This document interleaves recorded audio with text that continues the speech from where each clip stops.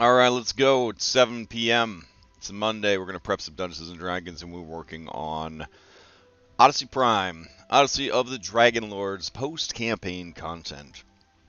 When we last left off, they were basically being backed into a corner by the Furies, and I got a lot of comments from people who follow the stream and stuff like that in the series.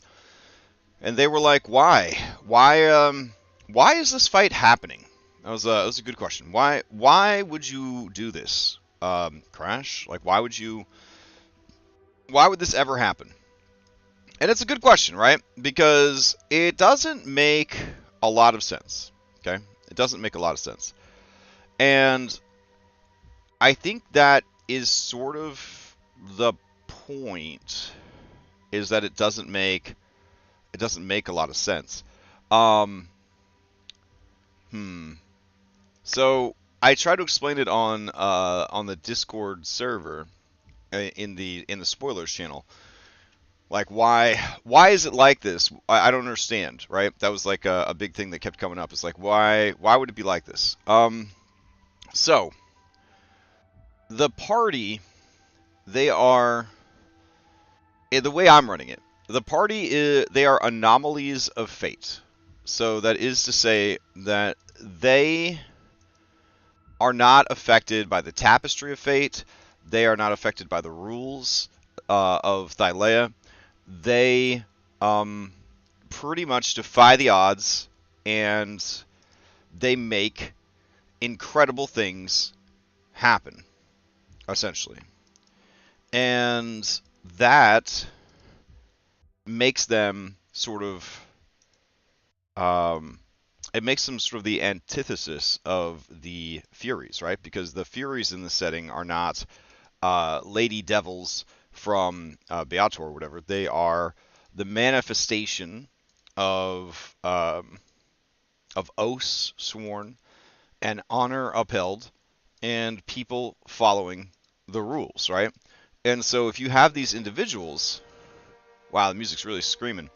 If you have people that are like the chosen the oracle, that are not affected by the rules, that do not respect the rules, that just do whatever they want with no consequence, that break oaths and all this other stuff, that doesn't sit well with beings whose entire purpose is to uphold those kind of things. So you've already got that sort of built-in animosity that they feel towards the players. If you take it further, the there is a lot happening right now behind the scenes with the apocalypse and all of that. Hades is like getting involved because he does not want he wants his family to return home, and he knows that if Thylea is destroyed, or that they won't be able to stay, they'll have to come home. And keep in mind that Hades is evil, right? So like, even though he wants them to come home, and even though he quote unquote respects the lost god's freedom of choice and all that, he doesn't really, right? So he knows that if they stay, they might die, and if they die, they will come to him. And if they stay and win, the world will be destroyed and they'll come back to him anyways. So basically, now that they are freed from their prison, it's only a matter of time. And if there's anything that Hades has become very good at, it is waiting, right? So that's sort of the situation. You've got, again, Lutheria manipulating these creatures. And the idea is that none of the gods can stand against these Furies, but the players can. And what we're gonna do is, as they are fighting the Furies, they will have opportunities where I will ask them, something, and if they answer the question, and it's contrary to what's actually happening, they're going to sort of change the way things are working, which I think is pretty cool. I think it's pretty cool. So overall, I'm curious to see how things are going to go. It's going to be a really hard fight. I think it's gonna be really hard for it, but maybe not. I mean, they did get softened up a little bit by going down into the, not going down, but during the Blitzball tournament, they got weakened a bit by using their resources in that. So they're not coming in here 100% because they did burn up a lot of stuff playing Blitzball. And so this is definitely an unexpected and very difficult, I hope, fight. But we will see how things kind of play out. As we go. Um, I don't know. We'll see what's happening. So if we have time before the end of today's prep, which is only going to be like 45 more minutes, we'll come back and we'll look at these stat blocks and refresh or whatever. But I want to finish up the Lutheria stuff, so I'm going to go work on that for a bit. All right. So let's see. Chapter 12. And the end begets the beginning. All right. One of the things I was working on off stream, I was still kind of grinding through these various bosses and whatnot. So let me see. Resources, always on for owner, apply and update proto, and then I guess I want to turn on hovered by anyone, apply and update proto. Nope, that is definitely not correct. Hold on a sec. So we're going to open up these Lutheria character sheets. And then I also need to open up these Dracolich character sheets. Okay. I can't seem to get these things set up the way I want, which is a little annoying, but we'll see. All right. So prototype of Lutheria the Mad Champion, hovered by anyone, and then lock it in. Appearance, blood, resources, updates. Good. All right. So drag that out for like the 14th time. All right. Lutheria over here, looking pretty good. And then I was pretty happy with how these two were coming along. So now we're going to go to with this one, Lutheria the Mad Champion. She is able to summon undead. So down here. And she can summon any undead she wants, but it does take her 2 actions to do so. Let's see, 2 actions. There we go. And let's see, 2 Paragon. There we go. And when she summons undead, she's just going to summon these Dracoliches, because I don't want to keep track of a lot of different stat blocks. Alright, so these Nixian Dracoliches, I want to go in, and I want to change some of this stuff up a bit. So let's see. I don't think that these creatures should have any legendary actions or legendary resistance coming onto the scene. So let's go and get that disabled. Let's see. Where would that be? Sheet? No.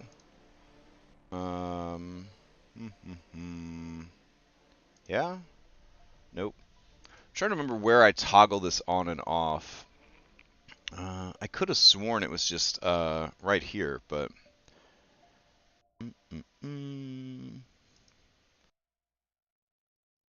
So even though she could summon legendaries, it just feels like it would be a chore to have them be legendary on top of everything else that's going on. Let's see. So I'm going to go here, get rid of this, save this out. Initiative, we'll go ahead and, not that it matters too much, but we'll change it to intelligence. There we go. And It's going to be a Nixian Dracolich. It's going to come in at huge. It's going to be able to fly, all that kind of stuff. Let's see.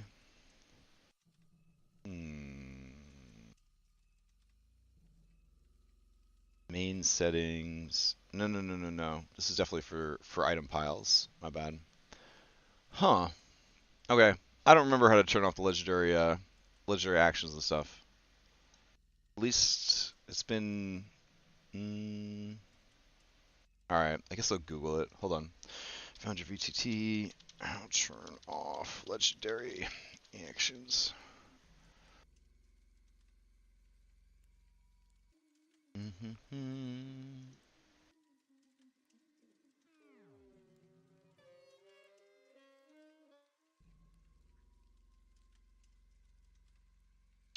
Fuck it. Timing and memory and economy-wise condensed into one BDE action, maybe. I don't know what a BDE is, but maybe. Anyways, I'll just put 0 for the resistances manually, since I can't figure out how to turn them off. I'm thinking so hard about the game itself that I don't know. Alright, so we'll do Nixian Bite. And we can just take that as is. I'm also noticing I can't change these abilities out, and I think it's because they're equipped. But I've been having that issue with stuff too, where I have to like drag it off and then drag it back on, which is kind of weird. Yeah, it's super weird. Alright. So let's drag Nixian Bite off, and then drag Nixian Bite back on. Let's see. Do we actually get the editing tools now? Sort of. Alright. So for this, there we go. I don't think it'd be bad for her to get more action economy out on the board. So these are definitely not bad to have, just to have that extra action economy. I don't think they're particularly strong, but you know, they're definitely going to be useful. All right, so we're just going to change the lightning out to radiant. And everything else could simply stay the same. We'll change the 7 to an at mod. And that should do. Alright, so we can get rid of that. Bite. There we go. Alright, so we'll drag this claw away, and then we'll drag this claw back. And then we'll call this one Vorpal Claw. Alright. Maybe? There we go. Alright, so with these Vorpal Claws, they would be like a sword of sharpness. So why don't we just do sword of sharpness? There we go. And just call that the Vorpal Claws. That seems good. Alright. So sharpest talons. There we go. Paste that in. Alright, when you attack an object, blah, blah, blah, when you attack a creature with this weapon, roll a 20 on the attack roll. The target takes an extra 46 slashing damage.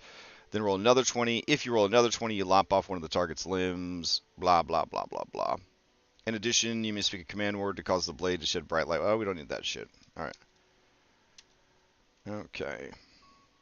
And we could just simulate that by making them siege monsters. Not that we really need to, but sure. Siege monster. Alright, and then the tail. So I'm gonna do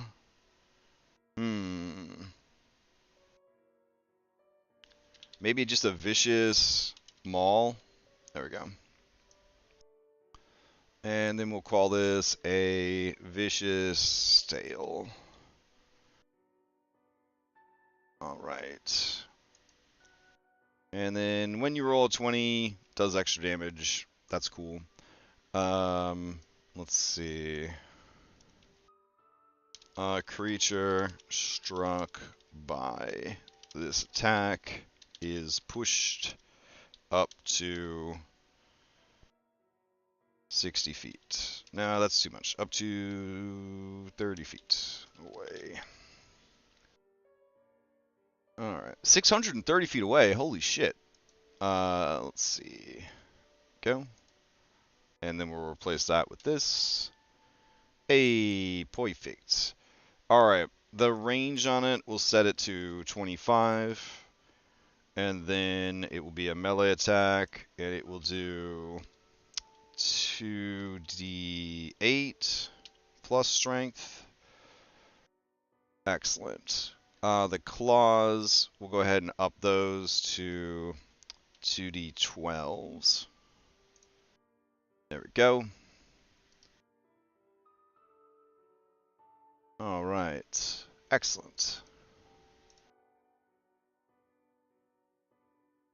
Vorpal claws, vicious tail, sharpest talons. Ah, fuck. Did I delete the mouth? I deleted the mouth. All right, hold on.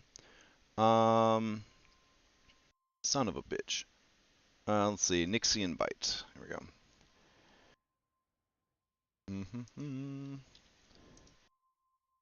Alright, and this will just do regular ass damage. We'll go in there. We'll give it a range of 10. Excellent. And just change this to app mod. Again, change this to Radiant and Dunzos. Alright. Detect, we'll change it to a bonus action since they don't have any legendary actions. That's fine. Alright. Frightful Presence. Unlikely to come into play because I'm assuming everyone's going to be immune to fear at this point. Then we've got... so we should probably change this to... aura of... entropy. And it will be 30 feet. Alright, so... of course, we can't edit it for some weird fucking reason. Foundry 10 is killing me. Alright, let's try again. Alright, creatures inside this aura regain half the normal amount of healing and temp HP. Excellent. That's a much better ability than fear. Alright, cool. And so we'll get rid of this one that's broken. There we go. Go in here and turn off the save. No action because it's special. And good. Alright, multi-attack. Okay. So we will say... Well, we have to get rid of this because it's going to be broken. So let's drag in a fresh multi-attack. Multi-attack. Alright. So this multi-attack is going to be... the dragon can make... 1 bite, 2 claws, and 1 tail attack. If its breath weapon is available, it may replace a bite with a breath weapon. Period. Beautiful. Alright, so drag this Nixian Breath over here. Delete this Nixian Breath because we won't be able to edit it because of weird shit. Drag that back over. Alright, go in here. And being super lazy on our icons for this monster, but that's fine. Alright, so let's see. The Dracolich exhales a beam of star stuff in a 90-foot line that is 5 feet wide. Each creature in that line must make a DC 20 saving throw, taking 66 12d10 radiant damage on a failed save, or half as much on a success.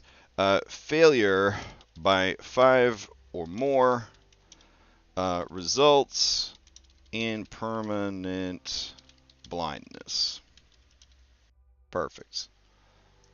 All right. Excellent. All we got to do here is change that to radiant, and we're straight. All right. We can delete tail attack, wing attack. It's so bad. I like this new wing attack that we have from the rock that we made Sunday morning. So I'm going to just drag this rock in real quick. And we're going to steal his wing attack because it's really good. Alright.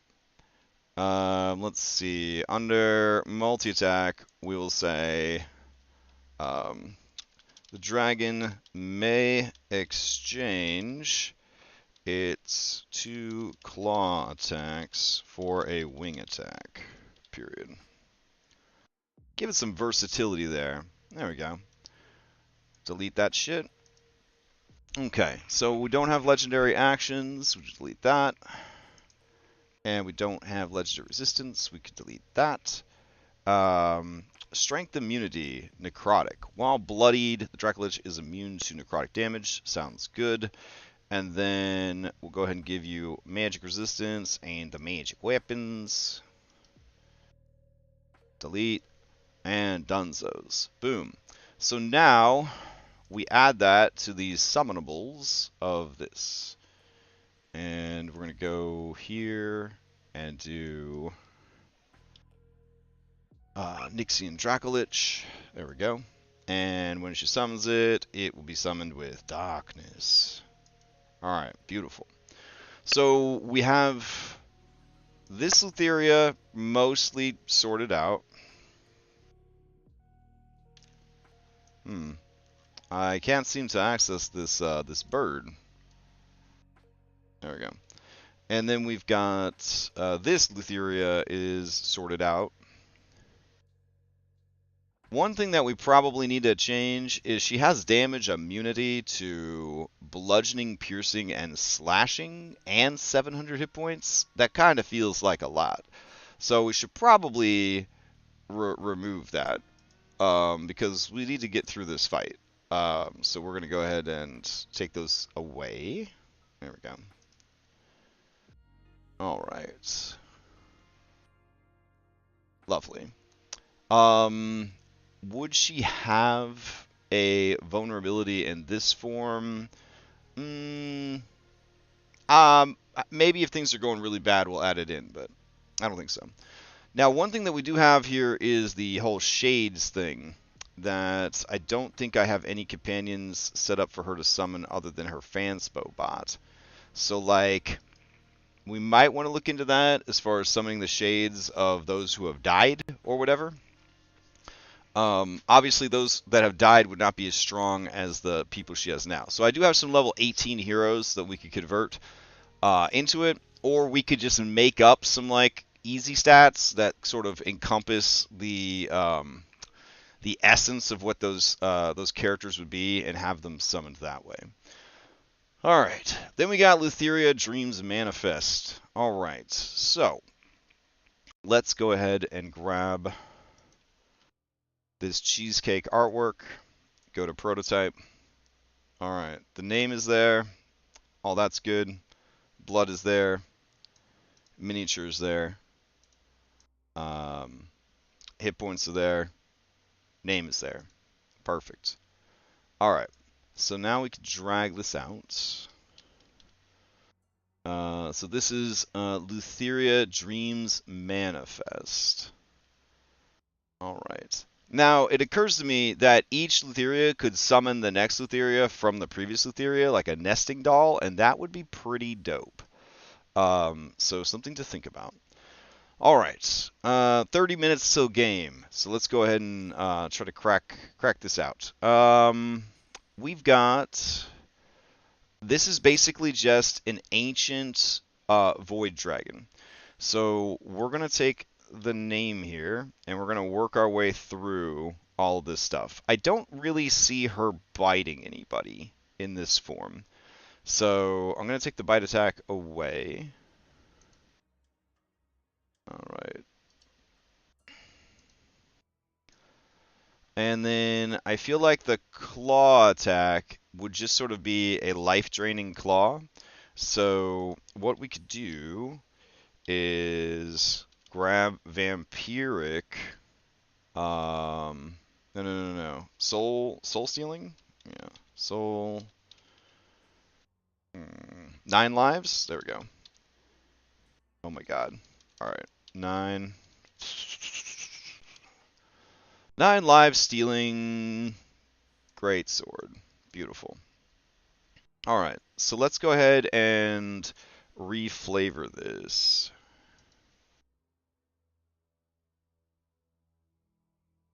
Okay.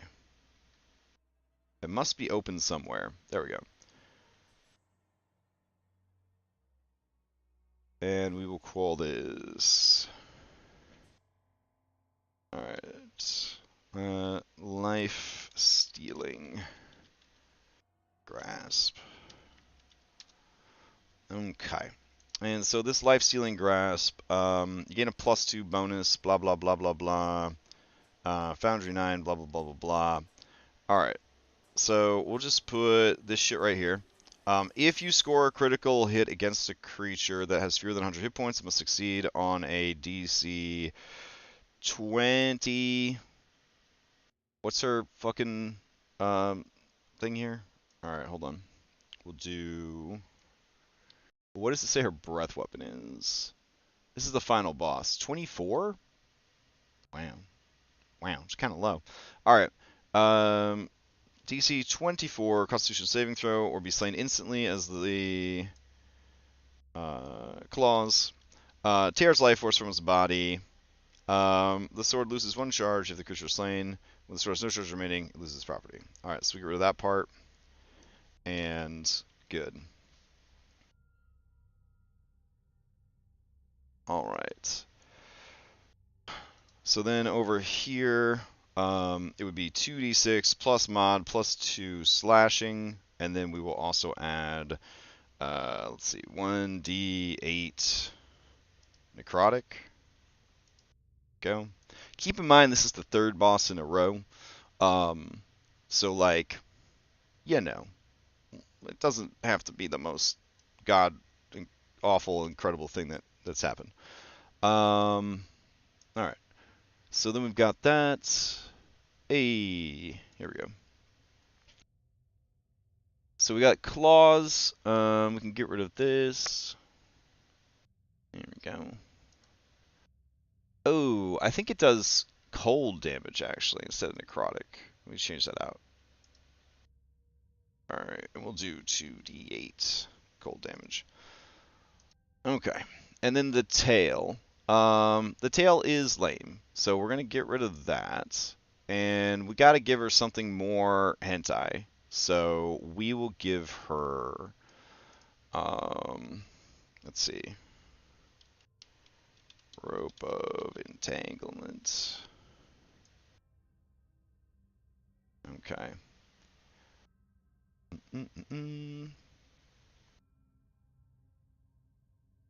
Yeah, all right.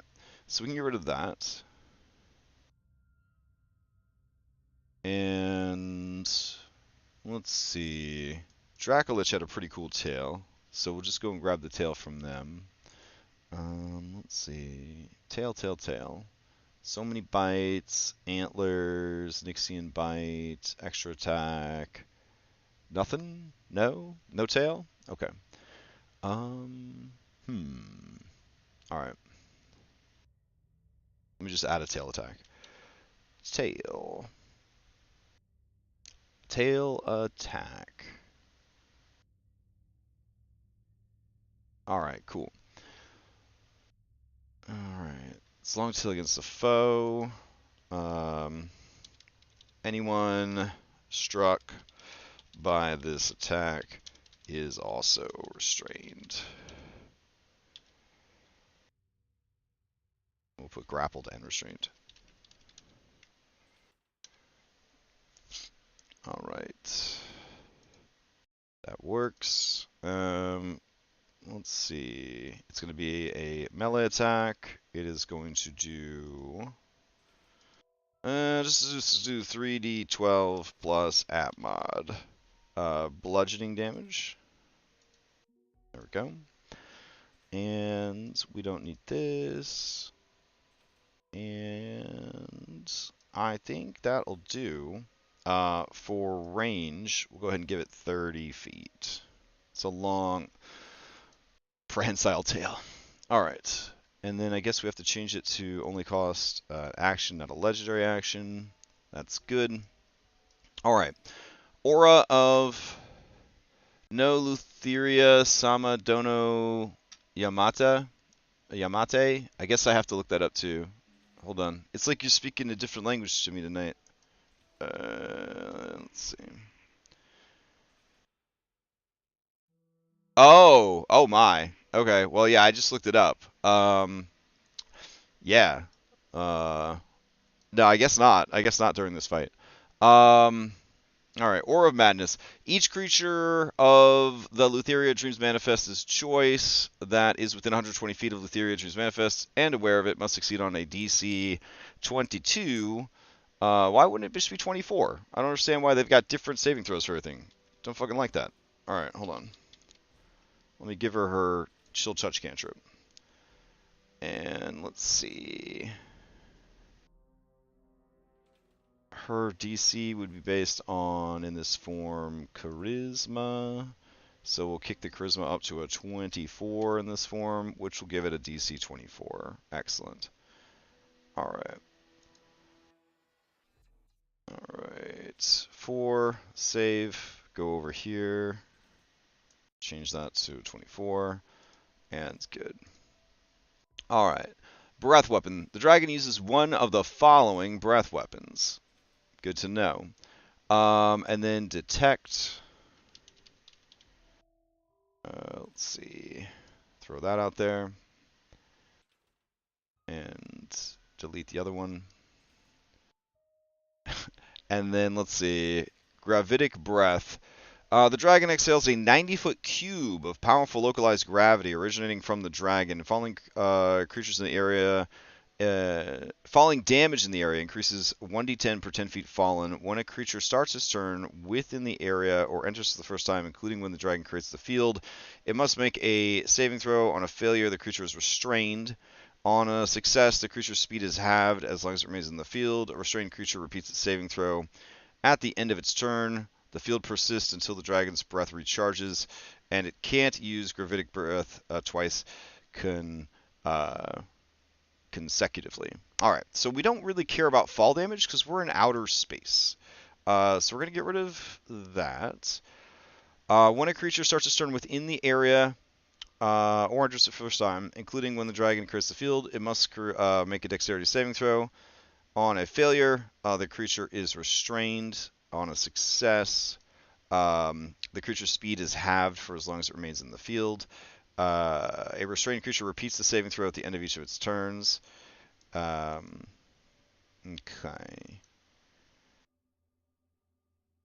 Failure results in 40 points of force damage. The field persists until the dragon's breath recharges and blah, blah, blah, blah, blah. Alright. That seems pretty good. Oh, man. For clearing the whole army at daybreak, the prize... I'll take it. I will take it. Let me copy that. And I'll post it into my secret server. Excellent. Thank you. All right. Field persists until the dragon's breath recharges, blah, blah, blah. All right. I thought gravitic breath would be a little bit cooler than that, but that's fine.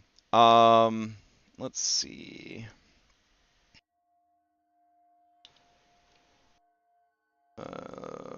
Go up, go to I'm very frustrated that I'm not going to be able to finish this like today. It's really annoying. I also got to make sure I didn't accidentally just show that token to everybody. Nope. Okay, cool. All right. Copy this. Foundry 10. Not a fan. Foundry 9 was good enough for me. Alright, let's close that. Go here. Grab that. Legendary resistances and whatnot. So we got Paragon. Paragon. We've got magic resistance. Magic weapons. Alright. So we can get rid of legendary resistance. There we go. Life to death. Alright. So life to death. Creates a 10-foot wide cone of necrotic energy originating from her. Alright, so this would actually be Lutheria, Dreams Manifest, blah blah blah. Oh wow. That's definitely what I needed, was a fucking reformatting. Oh my fucking god. Alright.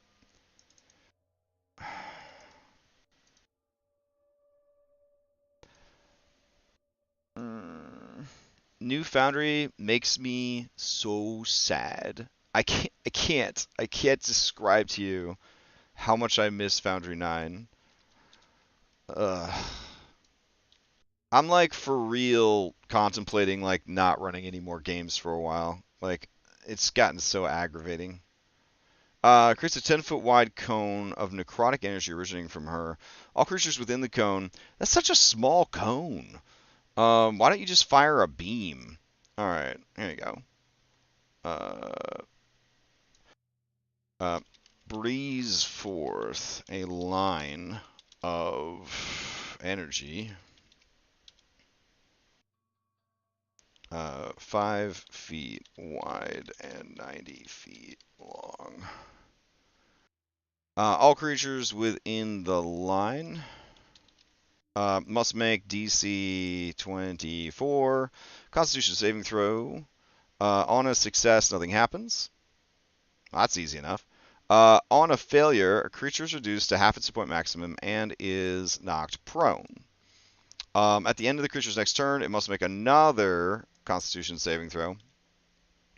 If the creature fails the second saving throw, it is cursed and cannot be healed by magical means for the next 24 hours.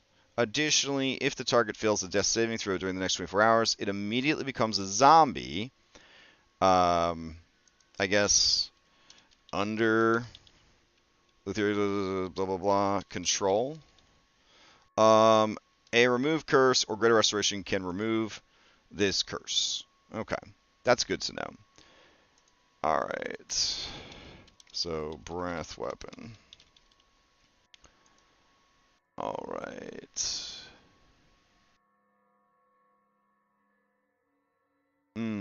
This music in the background feels bad.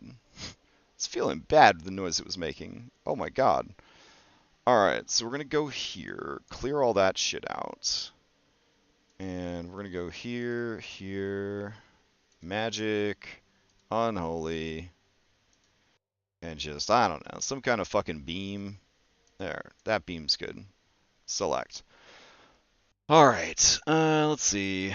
The range is target, normal range, duration, target, there we go, line, 90 foot, 5 feet wide, perfecto. Alright, that's kind of a Hail Mary, sort of an all or nothing. I'm going to say that this other thing, the gravity breath, is going to be the field persist as long as blah blah blah blah wills it to, or breathes a new one. There. End of the game, boss. Multi-attack. Alright. Let's grab a fresh multi-attack and drag that in. And let's see. Man, fucking 15 minutes to the game. I hate this shit. I'm so mad. Alright. Here we go. Lutheria, Dreams Manifest. Can use multi-attack to breathe a breath weapon. Also, we should just not have the breath weapons recharge. That sounds fun. Alright.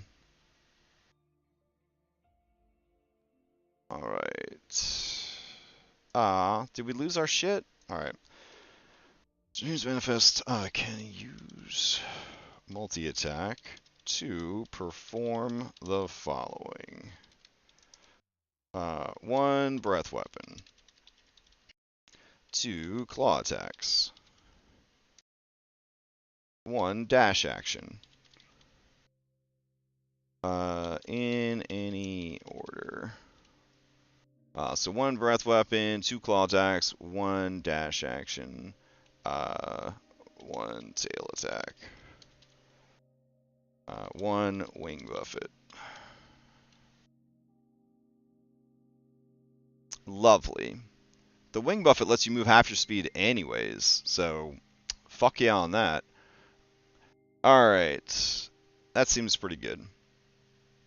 Let's see. We need wing attack from the Dracolich. Please, phone. You're stressing me out. Alright. Dracolich. Wing attack. Drag that over there. Okay. Reaction Void Twist. I think we'll do Void Twist. Reaction. There we go. When the dragon is hit by a ranged attack, it can create a small rift in space to increase its armor class by 2. Yuck. If the attack misses because of this increase, the dragon can choose a creature within 30 feet to become the new target of the attack. Use the original attack roll to determine if the attack hits the new target. There is no fucking way that anybody is not going to roll higher than a 24 against this bitch. So, I'm going to just go ahead and say it increases his AC by 5, and the chances of this going off are going to be pretty slim. Pretty slim. Oh, right, but for some reason, we can't always edit everything. So let's drag Void Twist over here, and delete Void Twist. And bring it back. Okay. Hey, it did change it. Why didn't it fucking save it? Whatever. And then we're going to go in here. Let's see. Magic. Defensive. Shield. There we go. And let's see. Stellar Flare Breath. That sounds pretty good. Alright, so we'll go here. And let's go back one. And, yeah, that looks good. Oh, no, that's even cooler. Go with that one. Alright, the dragon exhales Starfire in a 90-foot cone. Each creature in that area makes a dex save versus 13d6 fire, 13d6 radiant, half as much on a success. That sounds good. Alright, creatures who fail by 5 or more ignite, taking 20 fire damage per turn. An action is required to extinguish the flames.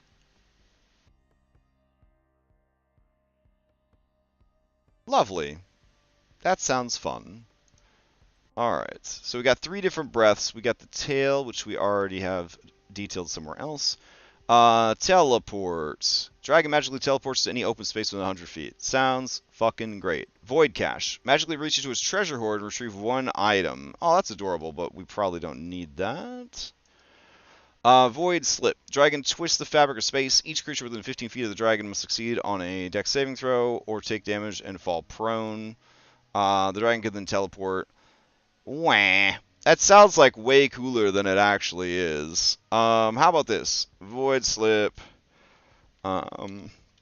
One Paragon. Let's see. Trades initiatives with any other creature. This cannot allow her to act twice in the same combat round. Alright, that's cooler. And then Void Twist. Alright, we got the Paragon actions. Good. We don't have legendary actions. Get rid of that. What is Collapsing Star? That sounds fucking awesome.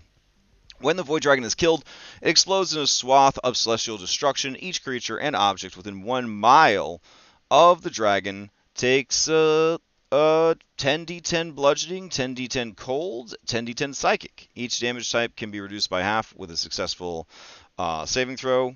Dexterity versus bludgeoning, con versus cold, wisdom versus psychic.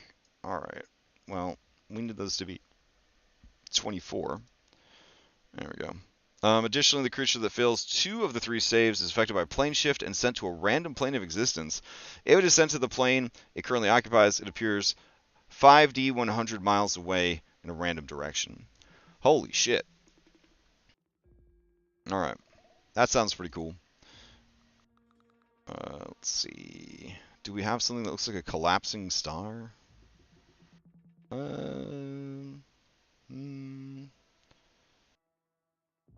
We'll just go with that. That's fine.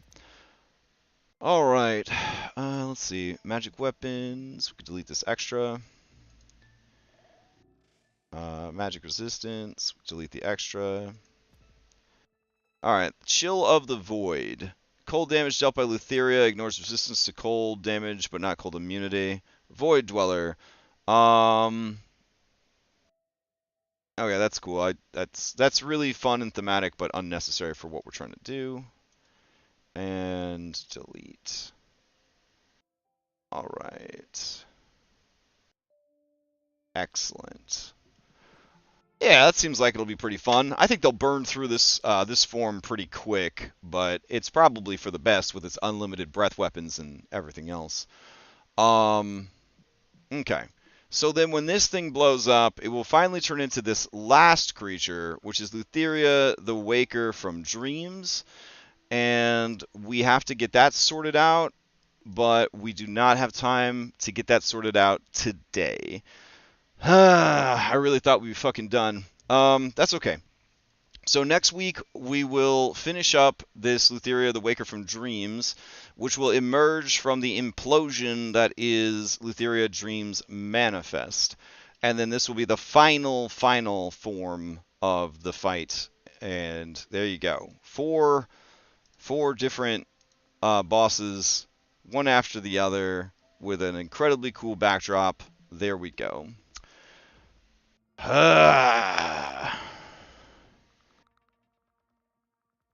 Oh, chill touch effect on the tail? Oh, buddy. Alright, hold on.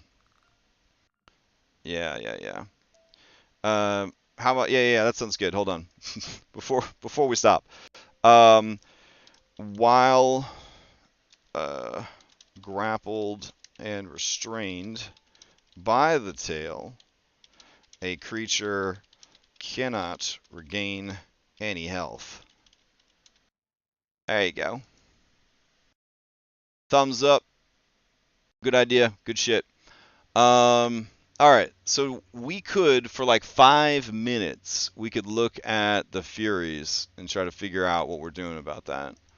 So, I don't know, man. It's exhausting. All right.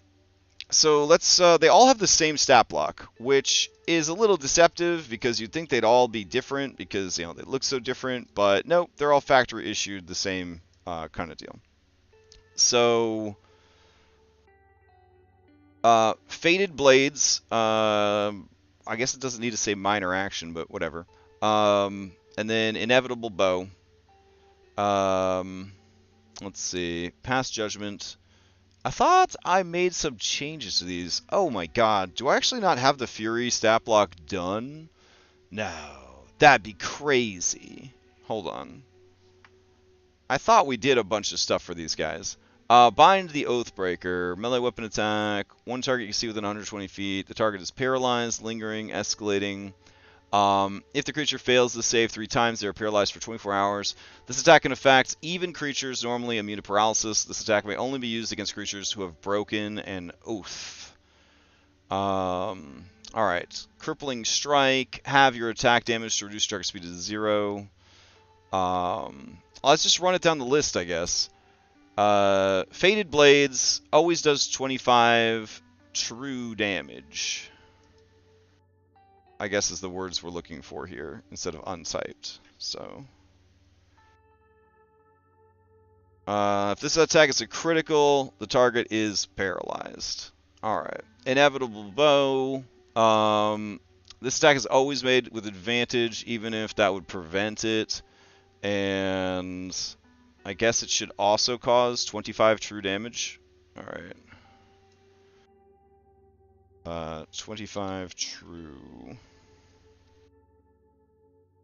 damage. Okay. So I'm going to get rid of Inevitable Minor, and we'll go into Fated Blades, remove Minor. Alright. Wow. I thought this was like, I don't know, more complete. Yeah, it says fucking 25 right there. Why didn't I change it? Oh, that's on the blades. My bad. 25. And none. Alright, cool. Okay. Past Judgment. Let's see. Hit does 59 force damage. If this would reduce target to 0, that target is teleported to a prison cell in the underworld. 15 feet can only target paralyzed creatures. Okay, cool. Alright.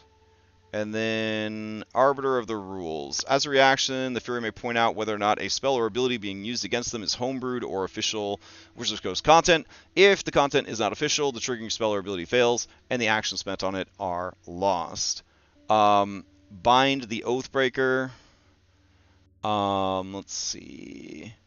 DC 23, blah, blah, blah. Paralysis. Rope of Ensnaring. If you hold one end of the rope and use an action. Entangle the creature. Blah, blah, blah. While restrained with this rope, can it use spells or abilities that would remove the restraint or provide teleportation. The rope is made from adamantine fibers. They're AC 25 with a DR of 25 and 50 hit points immune to psychic poison damage. 4 minutes till the game. Crippling Strike. Have your attack to do that. Aggressive. Move quickly. Break the Breaker. Against targets who have broken an oath, add your level in damage to each attack, which would be a 21. So let's see. That would just be other damage. Damage formula, 21. There we go. Constrict. At the start of your turn, deal bludgeoning damage equal to your levels to any creature you are grappling or restraining. So that would also be 21. Alright.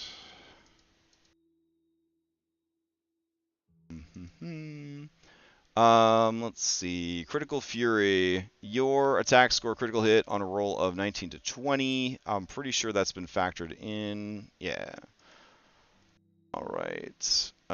Immortal. You cannot be killed unless you reduce to 0 hit points by a specific type of attack. Any other form of attack will reduce you to 1 hit point instead. Immutable form. Indomitable.